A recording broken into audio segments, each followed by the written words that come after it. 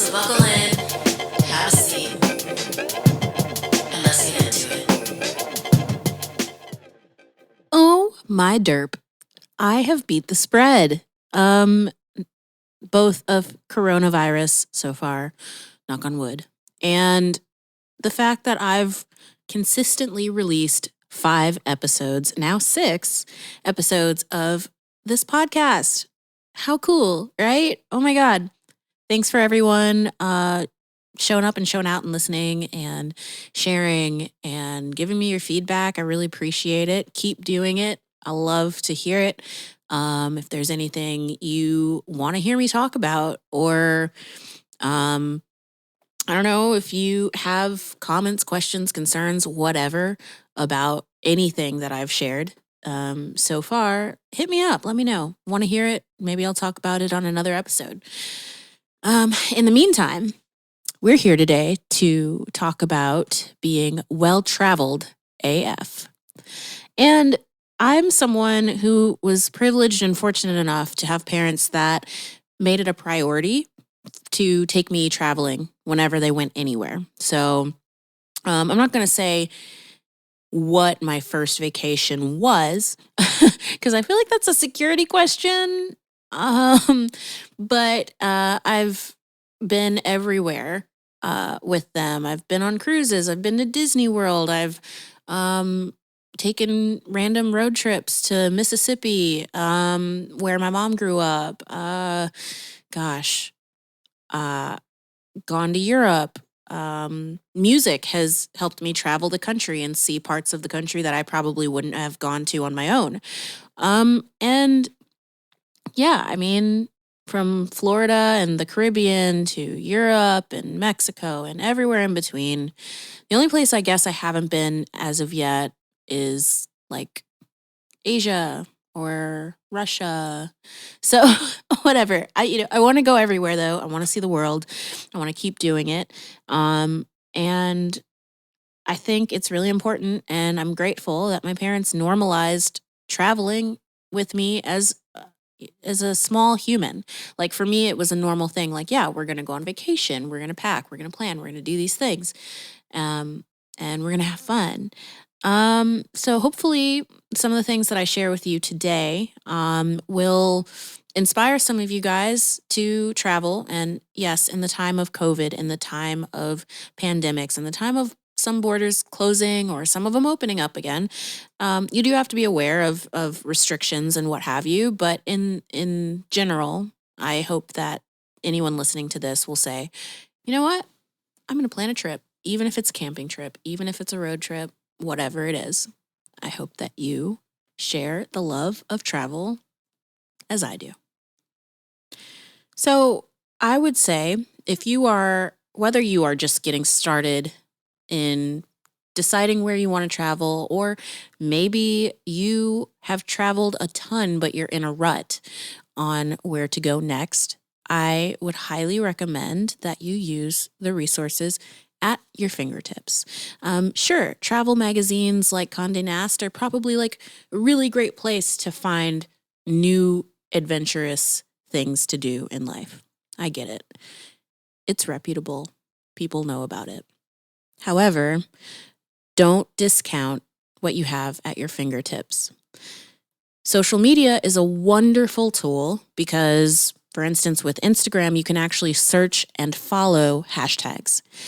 And why that is very helpful in the context of like travel and planning for travel is that you can connect yourself to the travel community, and you can find the niche versions of said community that really suit your needs. So if you're somebody who wants to backpack, or maybe you like to cruise, or maybe you want to do a road trip, maybe you want to stay at a resort, you can literally search as specific or as general as you would like and follow those things. So if you're someone who likes cruising, literally type in hashtag cruises. Or if you want to backpack through Europe, you could type in backpacking through Europe. And there will be thousands, if not millions, depending on how specific or how general you get, of content creators that are blogging and documenting their travels. And it's a really great way to get an idea. It's also a really great way to get tips on how to travel on the cheap, how to travel safely, anything and everything like that. So once again, look at hashtags, follow those, and that is probably the fastest resource you can get to really start to sink your teeth into that. And then once you do that, it's really cool because in some ways your Instagram feed is a little bit less of brag town. Yes, I'm guilty of it. I've said this before. I use my Instagram feed as a way to talk about all the cool shit I get to do. But on the flip side of that, I am also following hashtags of things that are aspirational for me. And one of those big components of my aspirations is travel and world travel. So my feed actually becomes a mood board of or a vision board of what I want my life to look like. And again, travel is a huge part of that. It's why I love touring, because I get to travel. I mean, I was just on the road with Moon Taxi, and within 3 days, we went to DC, Boston, New York. Then we went to upstate New York, and then we went to New Jersey and played a festival on the beach. We played See Here Now Festival. And that was within a week. So I love travel, and I'm going to do it by any means necessary. And yes, following hashtags, following travel bloggers via Instagram is another positive use of that app to help you figure out where you want to go.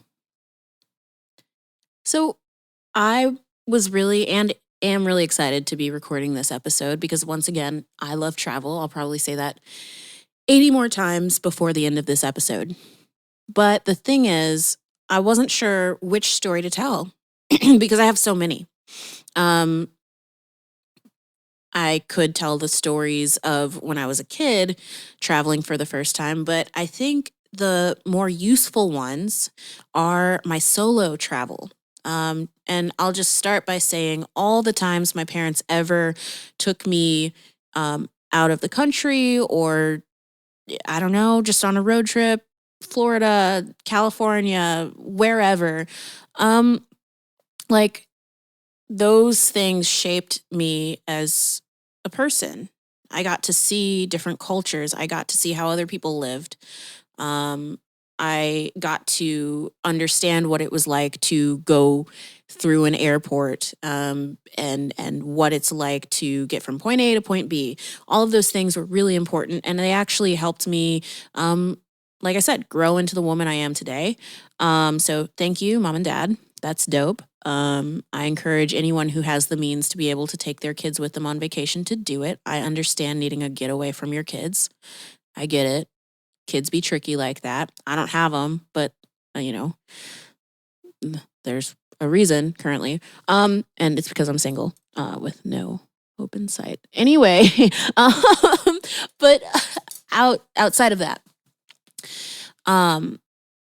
in going to these places with my parents, I became even more independent. You would think that this feels like attachment parenting. This feels like, why does Amber need to go with her mom and dad on every vacation? The thing about that is it did give me a sense of independence. I think because once I was able to get a little bit older and kind of go off on my own a little bit, I mean, within reason, of course, I started to see parts of the world, parts of the country that I then did more research on, parts that I was like, when I get older, I'm coming back here. I'm going to do this because this is awesome. This place is cool. So there is that.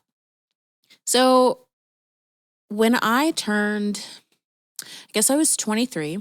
This is in that window of time that I talked about on my Fun Employed AF, or maybe my Bored AF episode, I think, where I was still living at home. It was post-college, but pre-Nashville. And I was bored. I was sad. I was working jobs I didn't want to do. And I wasn't really doing music. But one way I did escape from the boredom and some of the sadness was a band called Jamiroquai. You know, futures made of virtual insanity now always seem to be governed by this love we have for, that band. Got obsessed with them, learned a bunch of Stu Zender bass lines on a bass that I borrowed.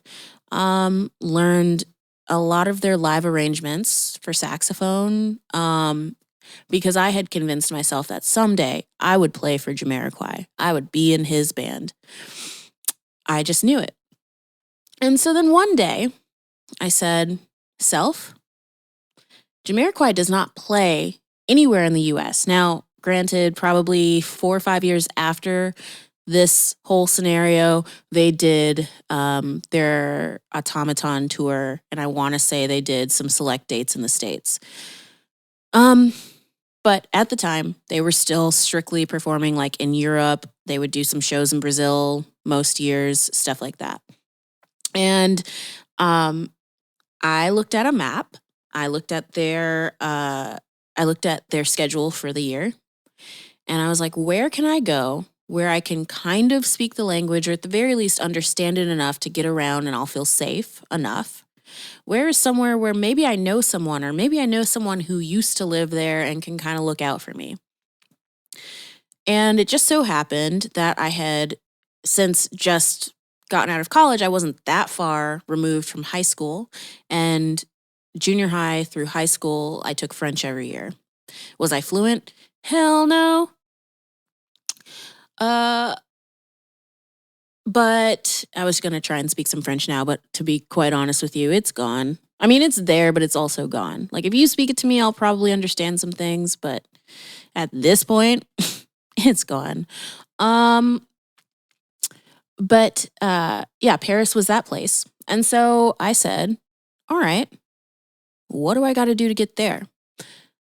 One of the benefits of having a parent who works for an airline is that you get to fly for free or on a very, very discounted ticket.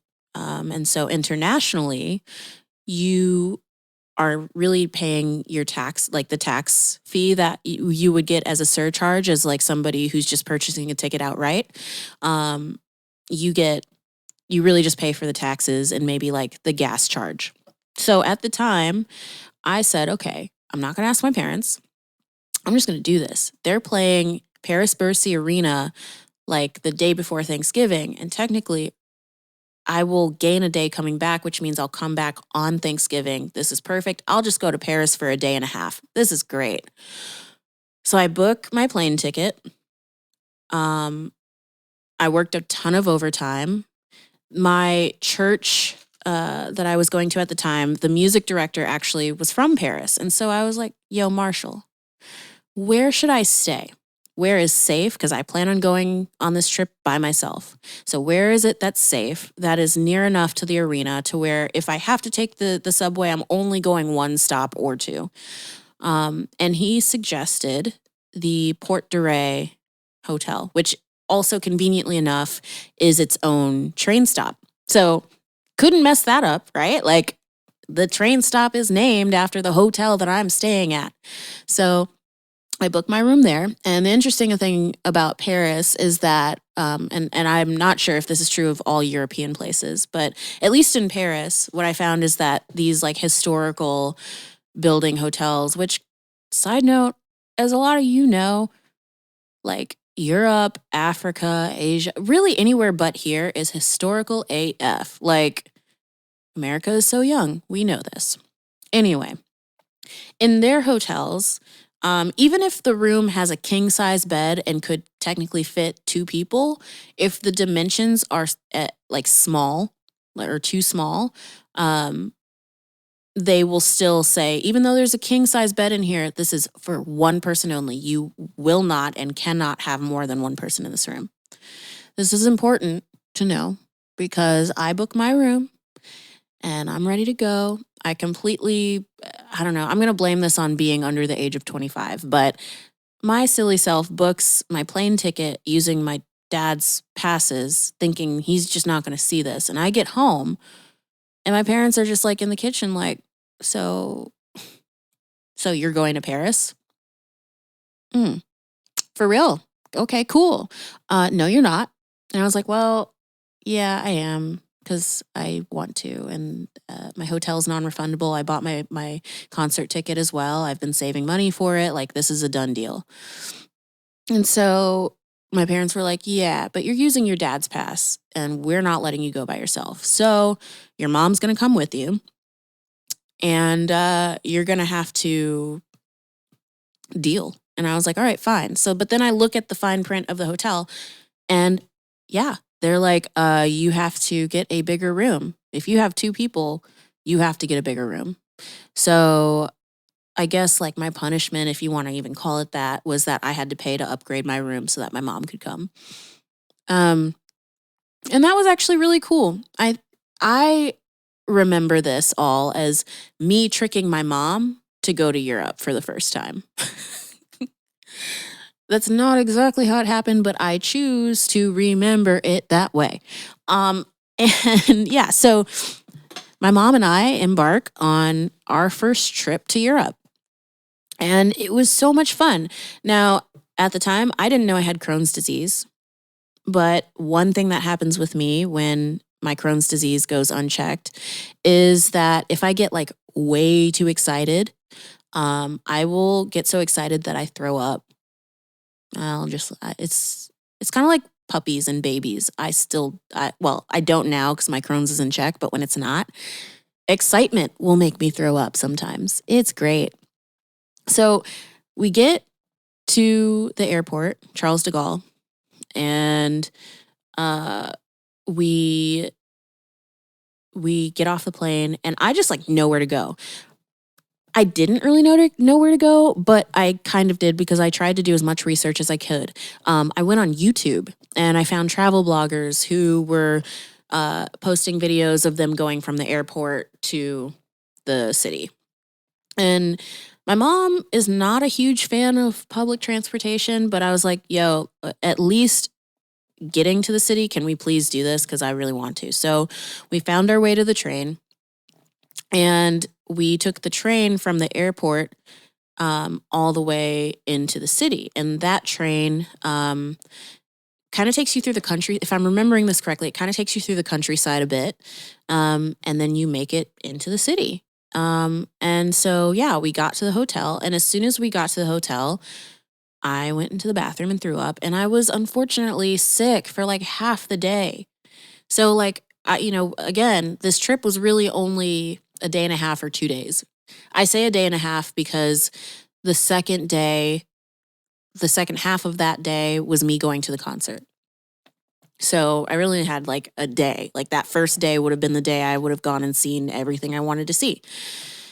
So I laid in bed with my cute little fedora that I got at New York and Company, because New York and Company was what was hot in those streets at the time.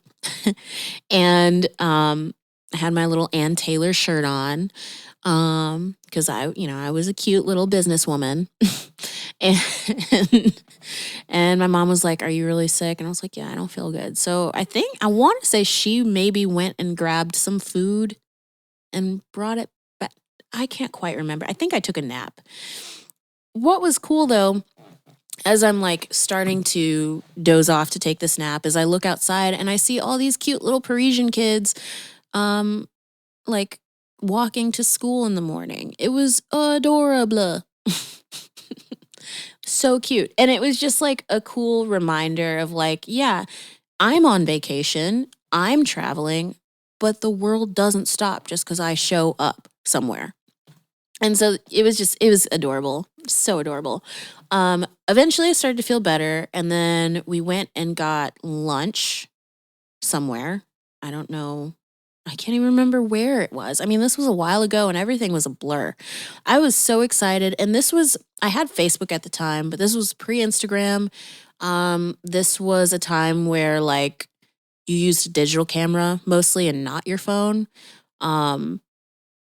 and you didn't have ready access to the internet as you're traveling, like you had to find a cafe somewhere to be able to get service or whatever. I think we would send emails to my dad to let him know when we got in town, even because our phones were not working. So I actually don't have a zillion pictures from that trip. But yeah, we stopped and we got lunch somewhere that my mom had looked up before we left the States. And it was really good. I think I got like a rotisserie chicken thing over like some amazing potatoes, and I don't know. It was really delicious. We walked around. We went shopping to in a couple stores and stuff. Some that were like local boutiques, and then some places like a Zara. That of course, we have here, but it's just different in Europe. I don't know. Um, and and then we went and got dinner at a place across the street or like on the same block as the hotel. And I got this really delicious dessert. It was like a grilled poached pear thing with this like cookie that went around the top and then ice cream. And so of course, you've got like the warm poached grilled pear with the cookie crumble thing on top, and then like the cold ice cream paired with it. Oh, so delicious. I still think about it to this day. And that was amazing. And then I woke up the next day. We walked around the Latin district, which is where like all of the famous thinkers of like the Renaissance and stuff were there. Like that's where they hung out. And so like I was so excited to just like be walking the streets of Paris over there. We went to Notre Dame. It was really neat. We did not go to the Eiffel Tower. So when I go back there, that's something I have to do. Yes, I know it's touristy, but I like to do some of those touristy things just as much as I like hanging out in a neighborhood. And I'm really grateful to Marshall, the music director at my old church, because that suggestion of the hotel was the perfect suggestion. It was a neighborhood. It was cool, but it was still the Paris city center. So you're not paying the prices of being in Paris. You're getting the experience of like maybe seeing what it could be like to live as a Parisian, sort of. But you can still do the touristy stuff. So anyway, day 2, we walk around a bit, get lunch. Then, that's the other thing. So remember, I said I was like convinced I was going to be in Jamiroquai's band. I was just so convinced. So I also brought my saxophone with me because the other side of this is that I wanted to say that I've played in Europe. And at that point, I had not yet played outside of the country, anywhere. So yes, I brought my OG saxophone that I will never sell. I will never give away to anybody. I'm sorry. People have called and asked me about it, and no, ain't happening. It's OG. It's gotten me through so many things. It was my first horn that I owned. It got me through college. It got me, it just got me everywhere. So as much as I love my saxophone Cannonball Avengers, the OG, I guess you could call that one Captain America. I don't know. Whatever. But in any case, I take my saxophone. I sit on, like, we're on a bridge over the river. And I'm not even like trying to busk. So my case wasn't even open. But I just wanted to say I played in Paris. So I pulled my horn out. I start playing. I play some Jamiroquai songs. I'm just having a good old time playing my little heart out. And people just start throwing money at me. Somebody paid me money to sit down next to me and have his girlfriend film while I played. And this wasn't really a time when everyone had like video capabilities on their phones. So this person had like a camcorder, which, if this podcast blows up and you're listening to this, please contact me. Send me a message. I'd love to see that if you have it. But it was really cool. So I made like 80 euro in 20 minutes. And so now I just have this vision of me going back to Paris, bringing a horn with me, and honestly, just seeing how many nights of a hotel I can get paid for, just from doing that. Because that was pretty cool. Like, yeah, 20 minutes, make 80 euros. Bet I'm in. So we do that. I dropped my mom off at the hotel because she was not trying to go to the concert. She just wasn't. She was like, I'm just going to chill in this hotel, watch the news and Parisian TV. I'm like, all right, cool. I'm out. So I take the subway to get to the arena. And what's cool and maybe sounds scary, but it wasn't. I was still aware of my surroundings and all the things, hashtag shit my mom says. But there was someone on the train. No, this happened twice. There was one person walking the street from the first restaurant we went to, and they recognized me and said hello and walked me to the train. And they wanted to practice their English, and I wanted to practice my French. So I was speaking French to them. They were speaking English back to me. And it was so cool. It was so cool. They were so sweet. And it wasn't creepy. It didn't feel like they were trying to like traffic me or kidnap me or whatever. And so I get to the arena, and everybody's lined up outside. It's a little bit chilly because it's November.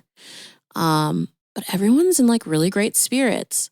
There was not one person there that saw that I was an American or heard that I was American and wanted to be rude. And it's so interesting because you hear all the time like, oh, people in Europe are so rude to Americans. And I just like the times that I've had the opposite experience. And I think it has more to do with the fact that like people outside of our country maybe have issues with the crass side of American culture, the everything revolves around us side of our culture. The I don't care about what your cultural customs are. I'm going to come here and just be American, and I don't care. Like, no, that is, I think, what people don't like. I made sure to be respectful. I made sure to speak as much French as I could when I could to show that I was trying. And if someone spoke English, they would just speak English to me. And it would be great. And we would talk about our favorite Jamiroquai songs while we're waiting in line. All of this is so cool.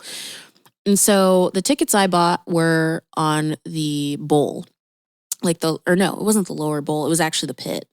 And I had gotten there early enough to where I could get pretty close to the front, but I'm short and I couldn't get all the way. What was so cool about those Jamiroquai fans in Paris was that somebody saw that I was short and they got me pushed to the front. So I was front row seeing Jamiroquai live. It was, oh my God. I still love all of those memories from that concert to this day. They sounded amazing. They were tight. Their horns were incredible as usual. Their background vocals, incredible as usual. The whole band was on point. JK, on point. Just on point. This was the Rock Dust Light Star tour. And so, see the concert. That's all well and good. I wanted to meet the band, though. And so, using the little bit of tenacity that I had and a little bit of French that I knew, once the show was over, I saw some of the crew guys, not like Jamiroquai crew, but like the arena crew guys, just kind of standing around outside, and was like basically asking them, where are the tour buses? This sounds so stalkerish, and it's not like that. Maybe it is. I don't know. It seemed fine because they told me exactly where they were and they pointed me in the direction. And so I walked over there and I waited for the band members to come out. But I really specifically was waiting for their tour manager to come out because, once again, I graduated from Berklee College of Music. One of my focuses being music business. One of the things that they teach you is the art of networking and who to speak to and who's important to speak to. So I ended up like talking with their tour manager for quite a bit of time. And we kept in touch. We still keep in touch actually to this day. It's really neat.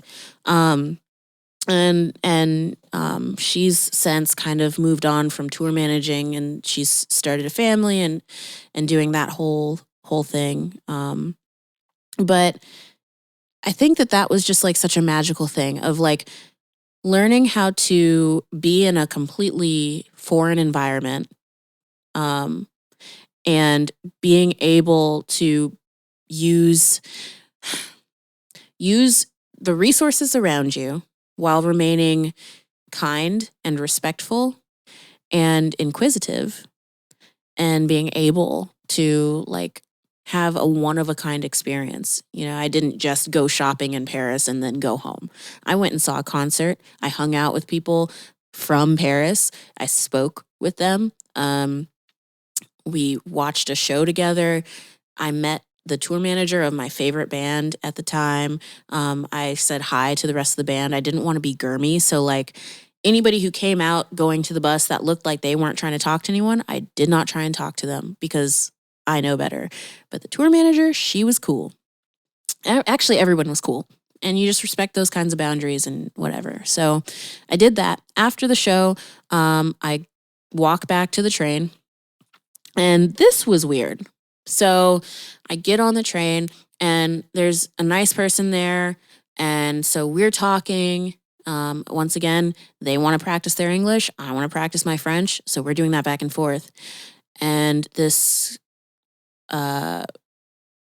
person who has issues, I don't know what they are, and I don't want to say something inappropriate or rude. So I'll just say this person had some things going on in his spirit that were not good.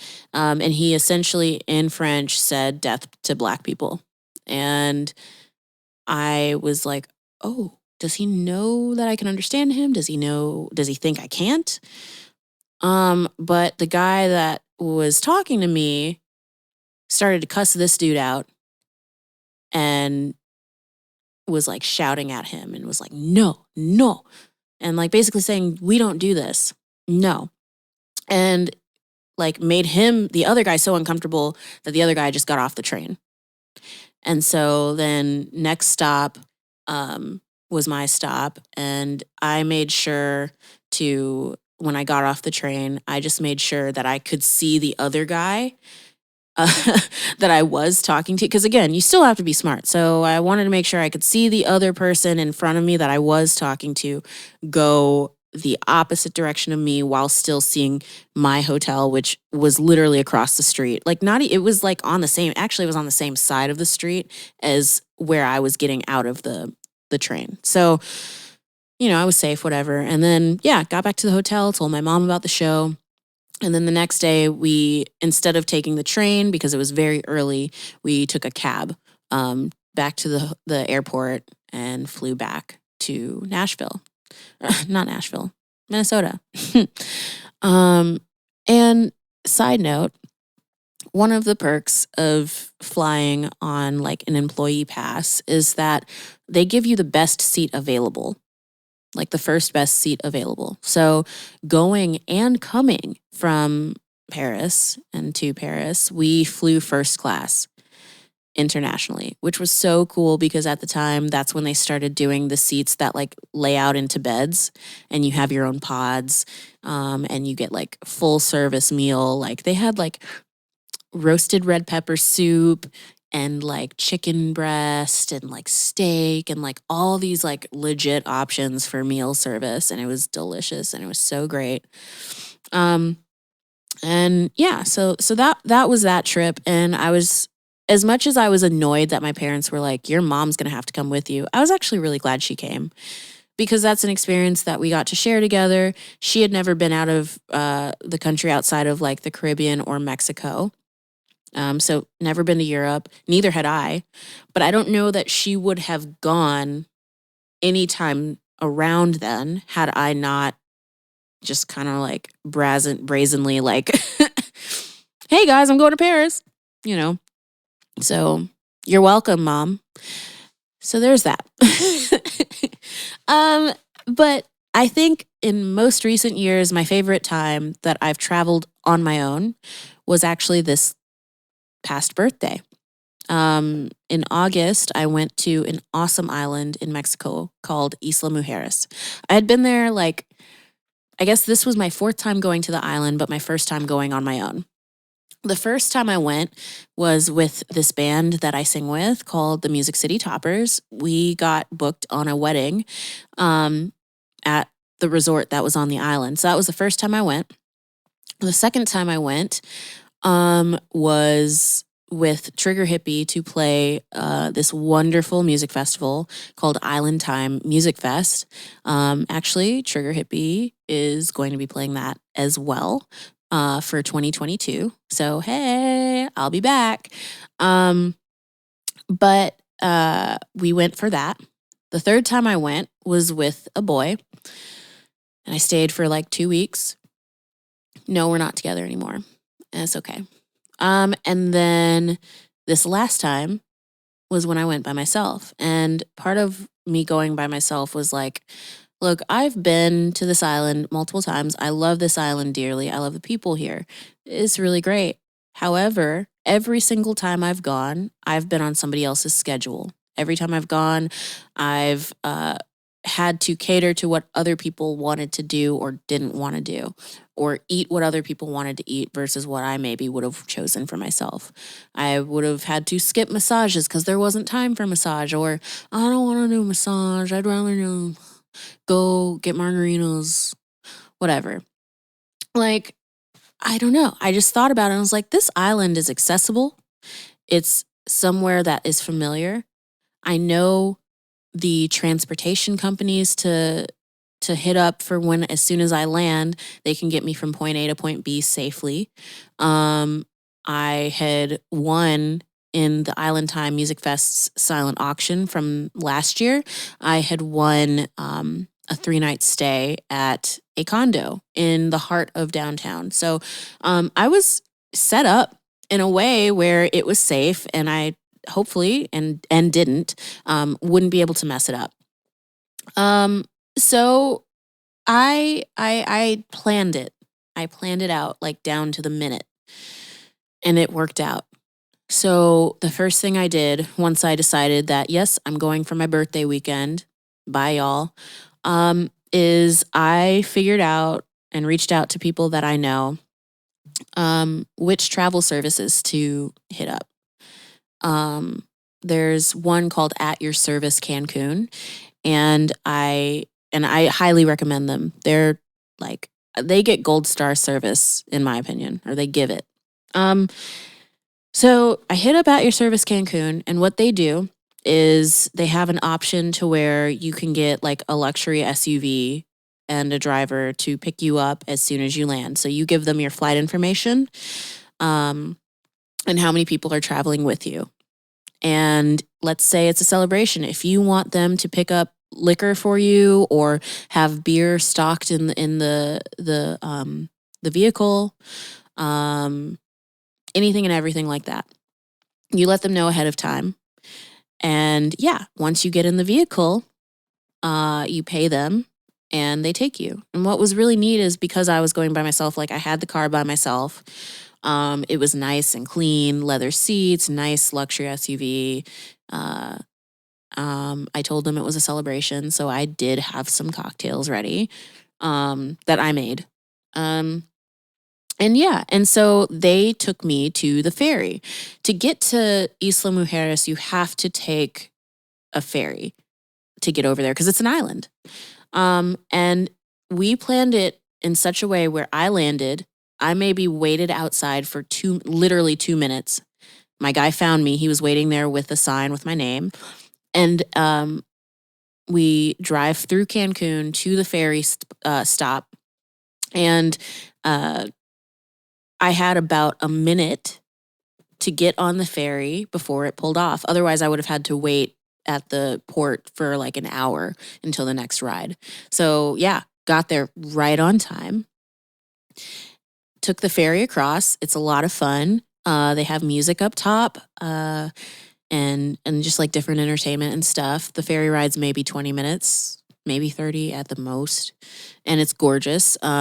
that part of the ocean is really well known for the fact that it's like turquoise water, and it's just so gorgeous. So you get to like put yourself in the mindset of, okay, it's about to be island life for however long I'm going to be here. So I get off the ferry with my suitcase. I also made sure to travel as light as I could. I'm not somebody who can necessarily fit everything into a backpack, depending on where I'm going, and that was true of that trip. I couldn't. But I did have a small suitcase, and I had my backpack. And so I get off of the ferry, and then I already had my map pulled up and ready before I even left the airport, before I met up with the guys. I had a screenshot of my walking directions of how to get to the condo. Because the condo that I had was maybe a 5-minute walk from the port. I mean, like I'm saying, it was like really set up well. So I walk to my condo. What I had failed to do prior, though, was download WhatsApp. So I didn't I didn't think to figure out a way other than emailing the hosts, of how to get in touch with them. So I was very lucky, though, because the sister of the guy who owns the building or manages the building happened to be there. And so she got in touch with him, and then she helped me get the WhatsApp situation figured out. And so I maybe sat poolside because the condo had like a courtyard, and then there was like a pool in the middle. There's pictures on my Instagram, by the way. So if you're wanting to see that and get some details there, you can look. But so I maybe sat in front of my condo, but like in the courtyard next to the pool for maybe 10 minutes, maybe 15. And then the host let me in. And, this is travel in the time of COVID. So one of the requirements in order to re-enter into the States at the time was that you needed a negative COVID test within, I think it was 72 hours of the flight. So since I was only staying for 3 days, I made sure to get my COVID test the day I got there. And what was really cool was that the concierge that was kind of helping me in my condo that I had, was that he had a nurse on speed dial who could literally come to the condo outside and do my test, and then the next day hand deliver a printed copy of my results. So it was so easy. So I did that. Once I knew the test was done, then I was like, all right, it's not too late in the day. It's maybe 3, or I think by the time I got done with the test and getting settled, it was about actually like 5. So I was like, all right, I'm going to have an early dinner. I'm going to walk around the neighborhood a little bit. I am a block away from like the main strip of like the cute bars. So I'm going to go to those. So I went, I had dinner. It was basically every day I was in Mexico for my birthday, I had lobster at most places because duh. So yeah, I went, I had, what did I have? Oh, what was my first meal? Tells you how much I was drinking. I wasn't like sloppy or anything like that. Definitely not. Oh, okay. So I ate a lot of ceviche the first night because I was trying to kind of go to different places and try appetizers. So the first night, first thing I did was I walked down and I got ceviche and tostadas by the beach. I think it was like lobster tostadas and shrimp ceviche. I did that, tried the margarita there. That was amazing. And so there's like on the island, there's like one main drag that is like right on the beach. And so like there's like a resort, and then there's like a main drag of like restaurants and bars and some like market kind of open air places. Then if you're inland, there's also like another main strip, and the inland strip was across the street from where I was staying. The strip of beach drag, we can call it, I guess, or I'll call it. That was maybe a 3-minute walk. Either way, I was close to everything. So I started on the beach, got my shrimp tostada or my shrimp ceviche and my lobster tostadas. Then I walked around a little bit. And I found like this random like Mediterranean, I want to say it was a vegetarian spot.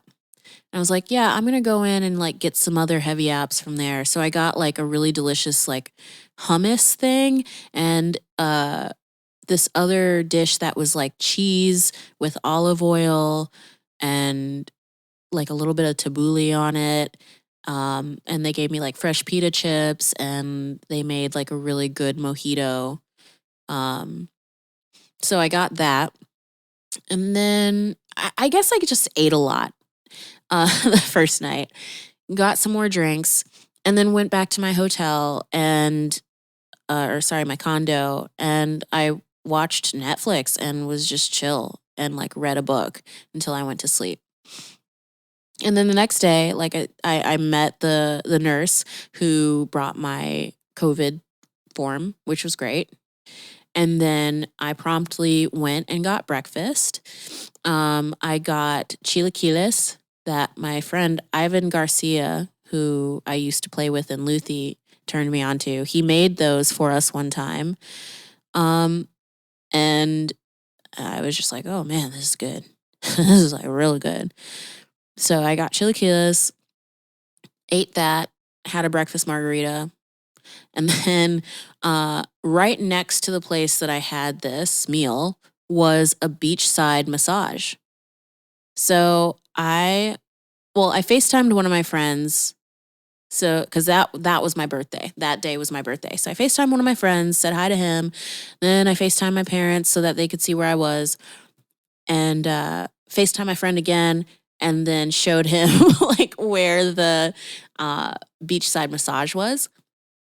And so I walk over there, go to the beachside massage, and like I stripped down. Like they stripped me down pretty much naked, like completely. Like I was definitely topless. And I was like, oh, I didn't realize. And there are like other people also getting massages, but the massages were so good, nobody cared. I was like, oh, okay, all right. Well, these titties are swanging. Okay. And, but it was a really, really great massage. They even did that thing where like, they're like, please don't move your head. And then they like twisted my neck and I heard like 18 ligaments pop. And then I just felt this release and it felt so amazing. So I did that. That probably took about an hour. And then I went and rented a golf cart because I was like, oh, I want to drive around the island. I want to go up to the ruins. I want to go to other restaurants that I really like and enjoy. Because there's a whole other side of the island. You've got the Colonias where like a lot of people who actually live there live. You've got like where, for instance, the Little Yellow Schoolhouse is, which is the school that Island Time Music Festival benefits.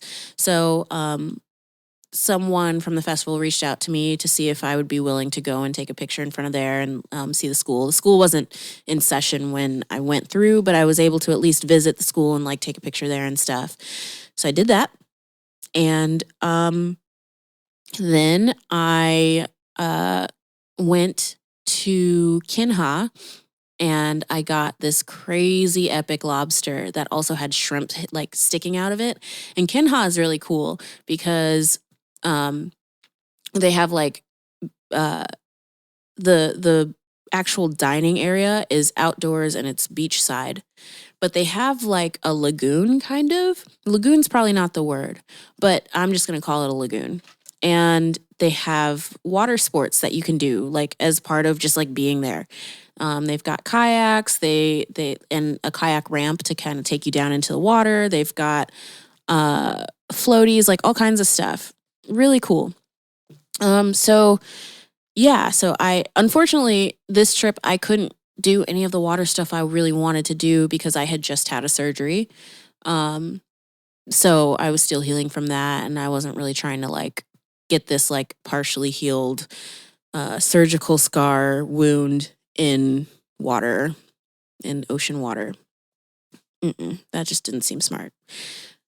So I did that, walked back to my golf cart, got scared by an iguana that like popped out of a trash can on the way back to I screamed bloody murder, I tell you. And then let's see. Okay, so I get back to my golf cart and I decide to drive up to the ruins. And so I walk around the ruins for a bit and I was like, man, this is really cool. Hey, island ancestors. Like, thanks for letting me be here and thanks for letting me be safe while I'm here. Because you got to give thanks to the ancestors, whether they're yours or somebody else's, assuming they, aren't racist. Um, so did that. I drove past the local cemetery as well and kind of just like gave mental thanks to those folks as well because I I feel like when I travel to somebody else's place, you have to be aware of like who was there before you and know like I don't want to go somewhere and Columbus it, even from like a just like a privilege standpoint. I never want to be that. So, all right. So we go, or I go, I see the cemetery, drive past it, stop, have a moment of silence, all that. And then to the right is another beach, but it's not as popular because there's like tons of like coral and rock face and all this stuff. But you can walk down into it. And so if anybody listening to this knows me, I am the queen of selfies. Like total queen of selfies. I am. It's fact. Again, check the Instagram feed. So I walked down. I parked my golf cart and then I walked down and I started taking like Sports Illustrated style beach selfies that don't look like selfies. And like just had the time of my life. So I did a birthday photo shoot by myself on the beach. And again, this is something that if I was traveling with other people, I would either A, feel too shy to do, or maybe I wouldn't feel too shy, but the people I'm with might be like, really, Amber? Like, can you not? Can you just can we like do something else? Why are we like for instance, one of the last times I went there to the island, this on a different trip, I was traveling with someone and I was stopping to put on some makeup, which is a reasonable thing. Fellas, anybody who is seeing any human, we'll say, who chooses to put makeup on, so long as it's not like a 2-hour endeavor. And even then, you know what? You know the person you're traveling with. So if they normally take 2 hours to get ready, factor that into your day. Don't be a jerk.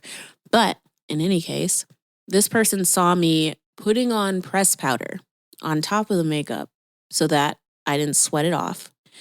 And they went, oh my God, you're putting on makeup. Let's go. And grabbed my purse and my things and walked out the door. That was one of those moments where I said, never again. No. So, yeah, people who have significant others who like to wear makeup, don't be mean to them. Like, you know who you're with. You know they like to put makeup on. Let them live their lives.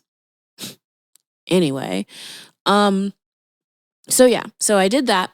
And then I went back to the condo for a little bit. I changed. I got into fancy clothes. And I once again went out and got fancy dinner. At another one of my favorite spots. At this point, I've probably got like 6 or 7 favorite spots on the island. And I ate, drank, and was merry. Went back to the condo, FaceTimed a friend. I was pretty drunk. And I'm talking to my friend, and they're like, I don't know, they're just laughing at me. And then all of a sudden I'm like, yo, I gotta throw up, I gotta go. And I run to the bathroom. I did not hang up the phone, even though I thought I did. And so they heard me spewing in the bathroom, and it was like obnoxious. And then at some point, I take a deep breath and I go, oh my God. I remember that. And then I walk back into the living room of the condo and I look down, and my friend is still on FaceTime, cracking up. And I'm just like, oh no, you heard all. Anyway, that was silly. That being said, I was fine. And then the next day, I think I feel like I had one more. Did I have one more day? Yeah. Because I got there Friday and I left on Sunday. So I still had that Saturday. No, I don't know. Did I get there on Thursday? I don't know. Whatever. In any case, after doing all that, I was tuckered out, and so I got all my stuff together. Yeah, because I was leaving maybe the next day or the day after that. Either way, I kept it pretty low key, and so that's pretty much the trip. But the thing that I want to stress is like, I love that trip and will always remember it fondly because I did everything that I wanted to in my time on my terms. I listened to my body. And if I felt like, oh, Amber, you're getting a little bit tipsy, you should go home and sober up. Or, Amber, you're just tired because you're tired. Go take a nap. Or, Amber, you want to be spontaneous and go take pictures by the beach. Or whatever it is. I did it because I wanted to do it and I was in charge of that. So I encourage a lot of you to consider traveling solo. It might sound scary. I know for women, it sounds like a scary thing. I can't tell you how many people were like, oh, girl, you're going to Mexico alone? It's dangerous there. And I'm just like, first of all, there's danger everywhere. No matter where you go. There's danger here in Tennessee. There's danger in California. There's danger in Iowa. Yeah, there's danger in Mexico. And I don't want to be naive in saying there isn't. However, you got to be smart about it. You got to pay attention. You got to be deliberate in your movements. And just like being aware of what you're doing. So, with that being said, I want to move into the list portion of this episode. And I want to give you some do's and don'ts, some advice in general, tell you about some of the favorite places I've traveled, and a few more things. So solo travel prep, right? As I mentioned in my story time, I think it is incredibly important if you're going to travel alone that you take the time to plan, plot, all of the things, every step of the way of your trip. Now, granted, once you get to where you're going, like, yeah, do what makes you feel happy, do all those things, but at the same time, make sure that you are thinking about it, right? So the first thing I do before I get to my destination and as I'm planning my travel is I make sure I know where the destination is. I make sure that I have not only printed out or a screenshot of, ideally both, by the way, but not only do I have paper copy or a screenshot of the directions, but I have in my head kind of done a walkthrough using like Google Maps where you can do like the street view and like being able to like have some landmarks in mind so that you kind of have your bearings already before you even get to the city or the country or whatever it is where you're traveling to alone. Have those landmarks kind of just like marked in your head. That's the first thing. The second thing is once you know where you're going, you need to figure out how you're getting there. And you need to make sure that you have like all the steps, all the steps. So for me, with the trip to Mexico, I knew that I have to fly there. It's international, which means I need to make sure my passport is not only up to date, but that it is there and available in the time of COVID, making sure I have my vaccination card available, paying attention to any travel restrictions, bans, whatever that may change. Because right now, even a lot of those travel restrictions are either being lifted or added, just depending on where you're going. So pay attention to that. Then you need to also pay attention to, once you get to the airport of wherever you're headed, how are you getting from the airport to your place that you are staying? Okay, figure that out. And I recommend getting referrals, whether it's from people you know. Ideally, it's people you know. If you know people that travel to the places that you're thinking of going to, check with them and say, hey, do you know of any car services? Do you know of what the best means of transportation is in this city? Once again, for me, Mexico, it just made sense. And I recommend, if you're flying into Cancun, no matter where you're going, I do recommend At Your Service Cancun. No, they're not sponsoring this. I'm just telling you what I know from the experiences that I've had. When you get once you leave customs at the Cancun airport, you walk outside, and depending on the time of day, there is a sea of people all getting ready to party, many of whom already are partying. There's like free tequila in the airport as soon as you get off the plane. Like, people are ready to party. There's like bars right outside.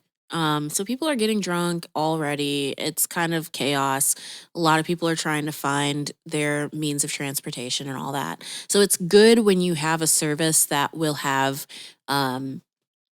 someone waiting for you with your name on a placard. Because the other thing is, okay, ideally, there is a paper trail of you paying for, or at least arranging this service that you can then send to somebody else to say, hey, this is the point of contact that I have. These are the people that I've reached out to. I've paid these people to come pick me up. This is when and where they're getting me and where they're taking me. It's always good, in my opinion, to have a paper trail, especially if you're traveling alone, of your point A, point B, point C, all the way to Z and back. For worst case scenario, if something did happen and you did come up missing, you can, and that's so dark, but it is, I mean, it's a reality you have to think of, but that you're leaving breadcrumbs so that if you need to be found, hopefully you can be, and like Liam Neeson can show up and be like, I have a certain set of skills. But again, that's worst case scenario, and I would hope that 99.99999% of the time, that's not necessary. But it is helpful. So yeah, have that paper trail of your transportation. And once again, even though the transportation is covering, or the car service, whoever is taking you from the airport to wherever you're going next, is covering getting you there, you should still also familiarize yourself with the most likely route that they will take to get you to your destination. That way, if you know your hotel is north and homie is driving south for longer than 3 minutes, you know something's wrong. Just be aware, like have those things planned and plotted out. Let's see. I would recommend traveling as light as you can while still bringing things that are essential for your comfort. For me, I brought some like sheet masks. In fact, when I tour, a lot of times I will bring some kind of self-care thing. If it's bath bombs, if it's sheet masks that I can put on my face that are like cooling or whatever, or maybe it's nail polish so I can like do my nails poolside or something. I don't know, or whatever that looks like for you. Find a way to bring that, as long as it's easy to travel with. Bring those things. Bring some CBD if you want. Just bring some of those things. Those are helpful. Always have access to a pen and paper. Sounds silly, or I don't know. I don't even know. I don't think it sounds silly. I just think it's everyone in general, especially if you carry a purse. any human that carries a purse, consider having a pen on you at all times. It's helpful. Again, in the time of COVID, making sure you have masks available and readily available. Like when I was in New York with Moon Taxi last month, New York is a place where most, if not all, establishments are asking you to have your vaccination card at the ready before they will let you in, and are asking that you wear a mask. So making sure you have ready access to your masks, at least having a screenshot, if not the physical copy of your vaccine card, is helpful and something that you should keep track of. Hand sanitizer, always a good thing to have.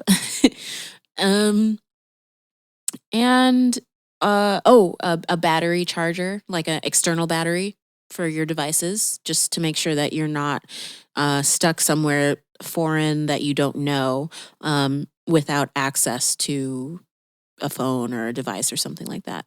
I did read somewhere recently that when you're traveling, especially outside of the continental US, it's smart to make sure that you're not wearing very overt label logos that are American specifically. So, I don't know, don't go to Italy wearing a Nike t-shirt, or don't go to Italy decked out in your flyest Tommy Hilfiger, Ivy Park, anything that has like the logos on it. Maybe stay away from, because apparently those things draw attention to you. People immediately flag you as, oh, that person's American. Oh, I might be able to pickpocket them. And to that point, back to what I was saying about like making sure you already have an idea of where you're going at all times.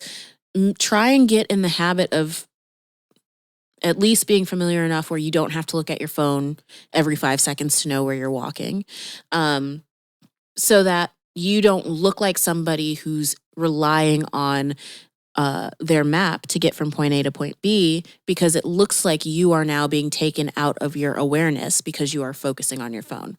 The other thing is, try not to walk around with your phone up or your camera up at all times, because once again, you're flagging yourself as a tourist.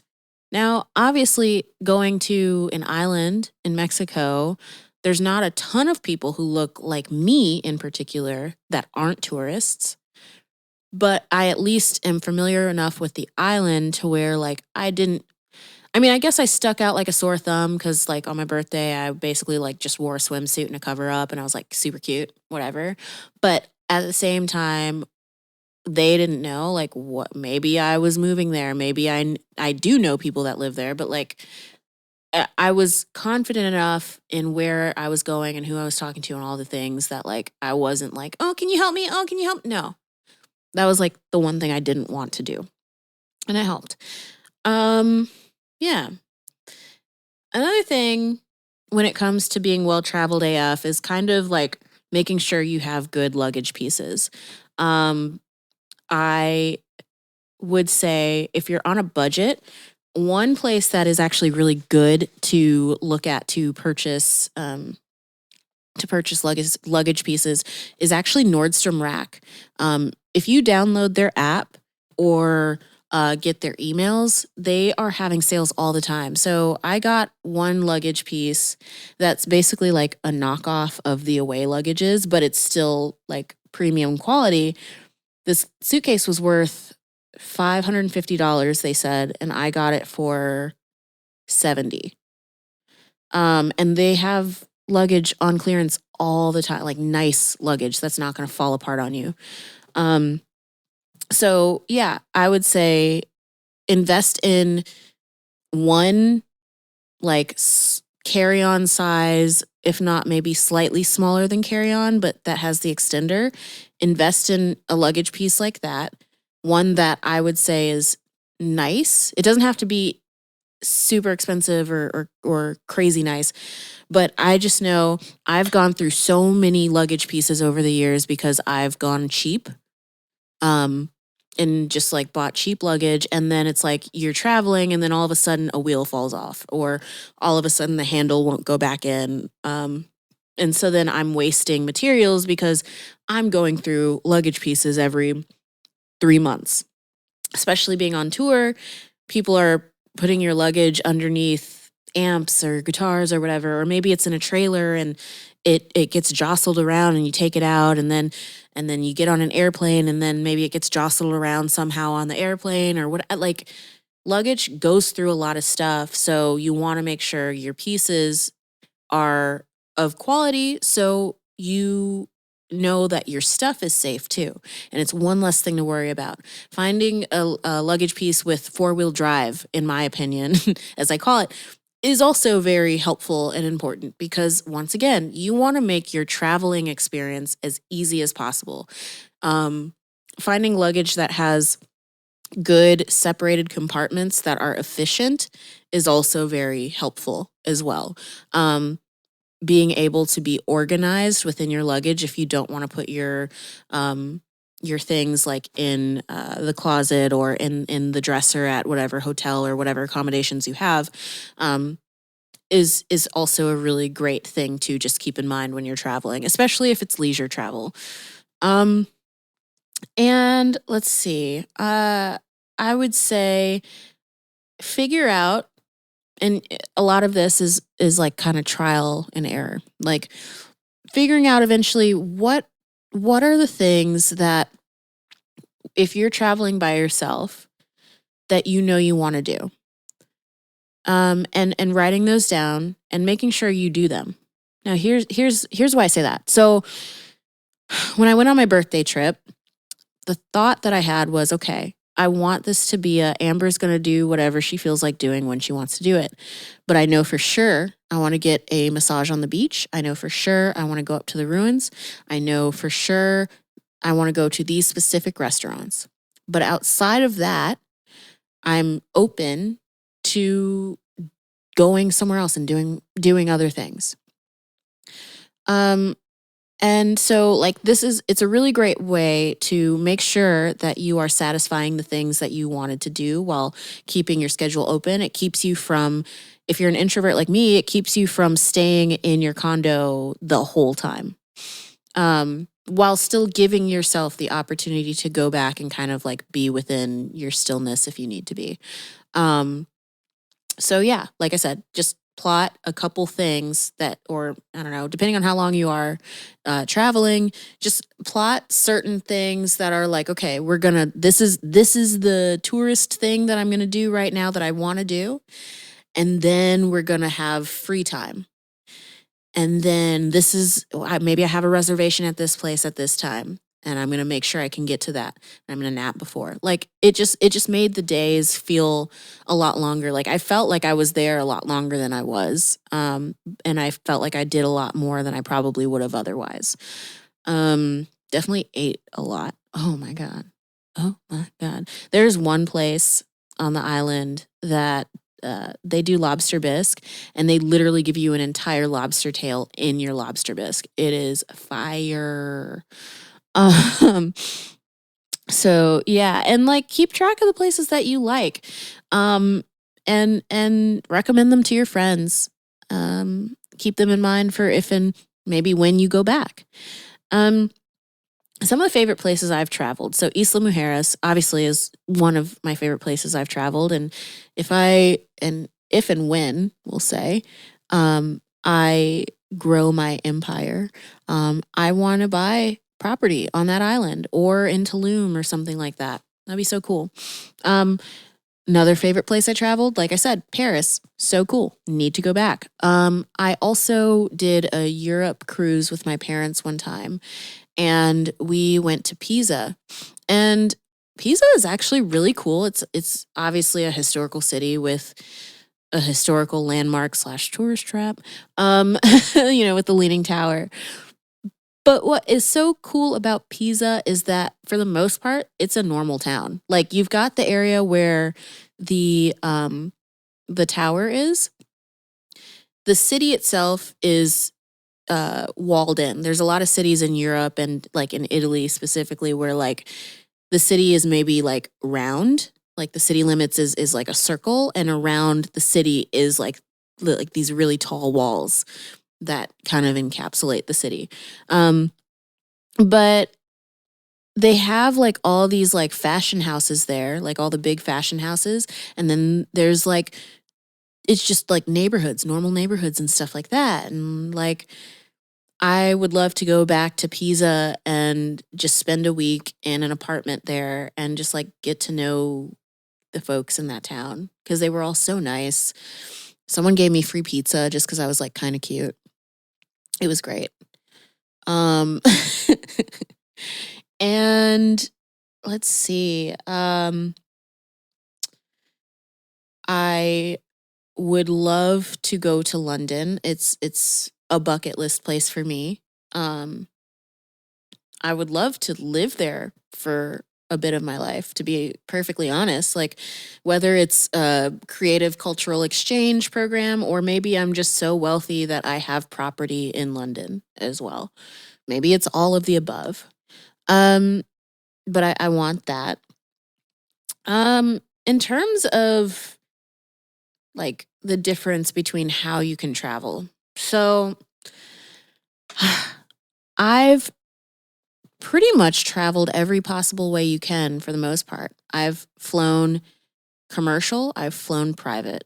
I've taken trains, I've taken commuter trains, I've taken transit trains, light rail, whatever. I have traveled via car, sprinter van, tour bus, city bus, Greyhound bus. I've cruised. I've been on yachts. I've been on. I guess I've never been in a helicopter. That's probably like the last frontier for me. But in any case, I don't know if there's one that I prefer more over the other. It really more just depends on the context. What I enjoy about planes, as you probably would gather, is like for the most part, it's maybe one of the most efficient ways to travel if you're traveling somewhere that's like more than 3 hours away from you. And even like, it's interesting though, because like for instance, between Nashville and Atlanta, that's about a 3.5 hour drive with a time change, depending on how fast you drive. And sometimes, in my mind, it's actually more efficient to drive for the 3 hours than it is to go to the airport and take the flight that is only, I want to say it's like, what, 23 minutes from takeoff to touchdown. It's like a very, very short flight. But the process of going through security and walking through Hartsfield-Jackson and getting to your gate and waiting to get on the plane and then getting off the plane, and then if you checked your luggage, getting your luggage, like that feels like way more work than it does to just drive and have your car there. So, you have to assess what makes sense, how long you're staying somewhere, where are the conveniences, and what are you giving up by doing one or the other. Actually, on the Moon Taxi tour, at the start of this tour, our tour bus broke down. Like, I get on the bus, I get in my bunk, I go to sleep. Now, typically, you go to sleep in your bunk on a tour bus, you're going to wake up in another city. And there aren't windows. So what I typically do is I look at my phone, like Google Maps or something, to see, oh, where are we? Where are we now? Okay, so I wake up like around 6 a.m., which is when I normally wake up anyway. Look at my phone and I see that we're at the Shoney's in the Nashville airport. And I was like, wait, huh? So I keep refreshing my phone because I just know my phone is just messing up. And then the tour manager walks in shortly thereafter and is like, so the bus is not working. And we have a flight booked for all of you guys that leaves in about 2 hours. So grab only what you need. Grab your instruments. And y'all are flying. So I'm in a scramble because I admittedly probably packed way too much. I had like a garment bag that doubled as a duffel, and then I had a suitcase. My suitcase was like my everyday clothes, and then my garment bag duffel was my show clothes. And at 6 a.m. I was still groggy, so I think I just like grabbed the duffel with my show clothes, didn't grab any underwear. I grabbed toothpaste and a toothbrush. But I was pretty ill-equipped. I had all my show clothes and shoes, but it was heavy, and then I also had my baritone saxophone, which is basically the size of me when it's in its case, and my alto and my sax stand. Like, that was crazy. But so to do that, we flew to DC. We played our show there. The next morning, we flew to Boston. I'm sorry. Yeah, we flew to Boston, played our show. And then the next day, we got up and got on a commuter train and took the train from Boston to New York City. And I would say that was a lot of fun. I highly recommend you give yourself that experience at least once of taking a train like that, because you get to see like parts of the Northeast that are really pretty. It's a pretty ride. Some of it's like super industrial and like boring, but some of it's really cool. And it got us there pretty quickly. And the compartments for travel are also like a lot bigger. So like I was able to put my baritone saxophone in the overhead compartment and my suitcase there too. Like totally more than enough room. Really cool way to travel. Let's see, cruises. I've probably been on like 8 or 9 cruises in my lifetime, maybe more at this point.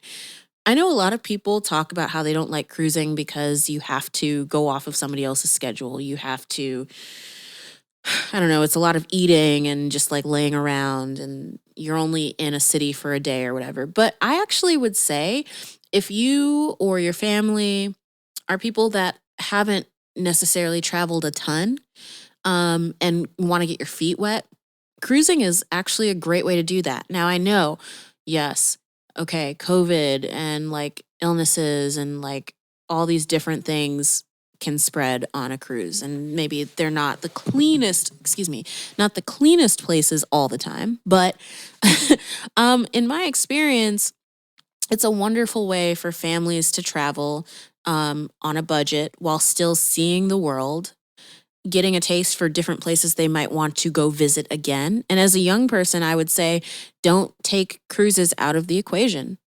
Maybe this is an unpopular opinion with my generation, but I truly think don't take the cruises out of the equation, because like I said, if you're on a budget and you want to go to different parts of the world, that's like probably the most worry-free way to travel, because it's all inclusive for the most part. Now, granted, there are places that do the upcharge restaurants here and there and whatever, and you figure that out. But in general, it's all inclusive, and so you're not having to worry about your food. All you have to do is just know when to get back on the ship so you don't get left. There's a very iconic. Actually, it's interesting. There's an iconic episode of Martin like that and Living Single. They both had episodes where someone got left on the cruise. So funny. And that is real. I have been on enough cruises to where it's dinner time. Everyone's, dressed all fancy and having nice dinner. And all of a sudden you feel the ship stop and you hear a helicopter.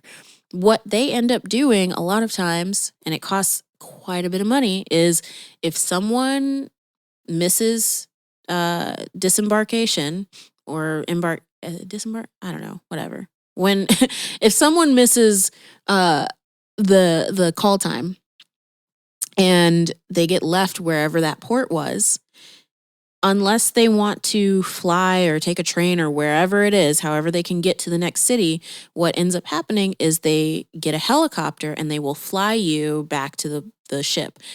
That costs thousands and thousands, like I want to say it's like $15,000 to have that happen. Most people don't have that money. So I just encourage you to just like pay attention to time. But yeah, like I think cruises are great. I think they're great. Will I personally cruise again? Definitely if my family goes, yeah. Like if it's like a family reunion, which we've done, like the Woodhouse family, we did a reunion one time. And it was a lot of fun because there were like 30 Woodhouses and like friends of Woodhouses in our group. So it was just like a really good time. So yeah, I don't know. I think I would. Would I go on one by myself? Probably not. I think I would want to take a friend or two if I went on a cruise. Not because I wouldn't feel safe, but just because like a cruise by yourself, for some reason that just doesn't feel like fun. I don't know. Let me know what you think. What are your favorite ways to travel?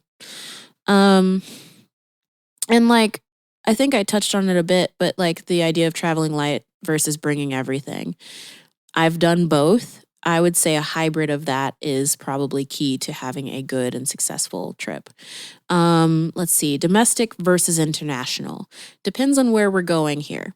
So, domestic, some of my favorite places, New York City, like a lot of people would say, one of my favorite places to go. Um, Obviously, I have to go back home, St. Paul, Minneapolis, Minnesota, like duh. Um, I haven't spent a ton of time in LA, but I want to, and I get the feeling I personally would actually like LA and probably would like to live out there. I think I would thrive if I'm being really real with myself. But I'm not there yet. So, let's see. Internationally, yeah, I said why I like traveling internationally. Um, Solo travel versus travel companion. That's tricky. Right now, I'm in a mood of I like solo travel. Would I like a travel companion? Sure. But the thing is, with a travel companion, y'all have to like, you have to really find that synergy. If you guys aren't a good hang when you're at home, you're not going to be a good hang at like when you're traveling. Don't think that just because you're on vacation, that person that irritates you all the time when you're at home is not going to irritate you out of town. Chances are they're going to irritate you even more because now you've got conflicting motives. You've got conflicting wants a lot of times. Um, like like I was saying with the makeup issue, like I felt it was important that I looked presentable for all these people I didn't know, but the person I traveled with was like pissed off that I wanted to take 5 minutes, literally 5 minutes to do that. Um, and that was a source of an argument. And that's not fun. Nobody wants to argue on vacation. So, yeah, like if you're traveling with someone, like just be aware of the things that are buttons for them when you're at home. Same for you. What are your buttons when you're at home? And discuss these things up front before you get on a plane. Discuss things like, okay, like if it's a relationship kind of thing, like what is your dynamic at home, who's paying for what, um are you guys splitting things a lot of times, is it a give and take, like what is your dynamic. I'm not going to tell you that one dynamic is better than another because I'm not in your relationships, your friendships, I'm not, but you need to know and be realistic with what those friendships or relationships uh are and how they work. And just know, once again, traveling does not change that, it just amplifies it. So if you guys are a couple that splits everything, cool. Understand that when you go there, like go wherever you're going, that probably will still apply. If you are a couple where one of the people doesn't pay for anything and somebody else does, like don't be upset if this other person who doesn't typically pay for things still isn't paying for things unless you discuss, hey, all right, so on this trip I was thinking that you could pay for this kind of thing and I'm going to pay for this, I'm going to have all these things covered if you don't mind maybe covering, if that's something you care about. But what I'm just trying to say is like you got to communicate, and if you're not interested in communicating with somebody else and like compromising, then solo travel might be what you need to do for the time being. So, yeah, I think, man, this is a long episode. I was just texting one of my friends and they were like, you should probably make this 2 parts. Maybe I will. I'm going to stop this recording at some point and look and see how long it is. And if it's too long, this is going to be a part 1, part 2. So, anyway. Okay, so I looked and it is not too long. It is a long haul, but it is not too long. So here we are. It's just one episode. But here's the thing, I want to take a moment to talk about the folks that go to the airport and think that everything revolves around them. The folks that go to the airport and think, oh, you know what? I'm going to not pay attention to a clock. I'm not going to pay attention to regulations for my service animal that's not actually a service animal, but I'm going to bring them on and they better just treat them like one because I said so. Folks that don't want to pay attention to mask mandates, people who think they're above said mask mandates, people who want to just show up to an airport knowing full well what the guidelines are for these private businesses, and basically slow my day up because they want to walk in their privilege and ruin everyone else's day. This is for you. I just wonder about who raised you. I wonder about why you feel you are too special. Why you feel little Ziffy is more important than anything else in the world, enough to where you have to have security take you from your gate and bring you back down to the ticket counter to rebook because you didn't follow directions and guidelines. But then you still start a scene even there and start throwing your luggage around. Like, this is a very specific example that I saw a month ago.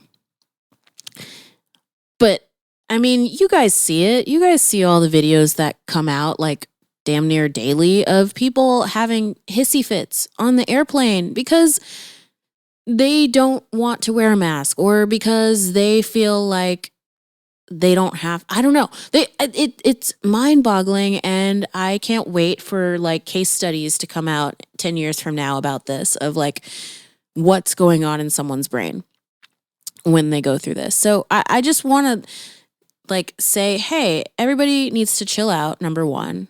Number two, if you would do the proper planning, the proper research before you step into an airport specifically, if those policies and guidelines are against your morals or against your beliefs, don't fly. Sorry. They have the right to say, you know what, this is what we are requiring at our airport, in our airlines, all these things. Do it or don't, but if you don't, you can't fly with us. If you're going to be about it, be about it. Don't talk about what you're going to do. Don't say what you're going to do. Just do it, as Queen Bee would say. So, like, I don't know. I don't understand it. I don't agree with the folks that want to cause a scene for this. But what I will say is, while I used restraint back in September and I didn't film the lady that was going berserk because her dog needed its own seat, at this point, I will start filming, because now we've had a whole year of people being filmed when they're doing this dumb stuff at the airport and like getting embarrassed. And I've tried to be like, you know what, Amber, you're not going to pick up your phone first. That's not going to be the first thing you do. No, you're not one. But you know what? At this point, we've had it long enough to where you know better. And damn it, if I want to go viral on TikTok, that's my business. So you've been warned. Well, Traveled AF. It's so much fun to reminisce about some of my favorite times that I've traveled. I haven't even really scratched the surface in sharing those stories. I even have like road stories, like touring stories that I want to share, and that's going to be another episode. Similar, but not the same. And I I just am really appreciative for the traveling grace, as my grandma likes to say. You know, she always I have a praying grandma, praying mom, praying family in general. And one thing my grandma says a lot is like, you know, I'm praying for your traveling grace. And like, I am so thankful for all of that traveling grace that I've had over the years. I'm thankful for the fact that I've been fortunate enough to see the world the way that I've seen it. There's still so much I need to see and want to see. I'm fortunate that I have a job that allows me to see parts of the world or have experiences that I wouldn't ordinarily have otherwise. I recognize the privilege that I walk in being able to have access to a lot of these things. But with that being said, I hope that this episode has given you a little bit of insight into like, okay, if I've not really done a lot of traveling, what can I do on my own to get my feet wet and try it out? Because I think everyone deserves to see this world. And I would encourage everyone listening to this who would rather just stay put. Sure. Like, love the place that you live in, love your home, love your bubble, but understand that there's so much more out there, so many more people to meet, so many things to see, experience, taste, smell, whatever. Like, there's just so much out there, and the world is your oyster. You can make it that. Um, it just takes some time and planning, but like, you can do it. If I can do it, whether I was, you know, poor and living at my parents' house, or, uh, you know, not as poor, but still a self-employed individual, a fun employed individual, as I say. Um, if I can do it, I know you can too. I know you can do it too. So just see what's out there. Be brave. Be bold. This world is yours.